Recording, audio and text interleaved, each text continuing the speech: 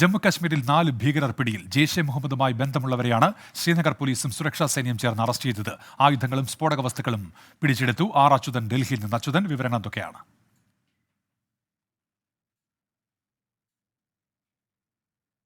4 ഭീകരരെ ശ്രീനഗർ പോലീസും സുരക്ഷാ സേനയും സംയുക്തമായി നടത്തിയ നീക്കത്തിൽ പിടിയിലായത്.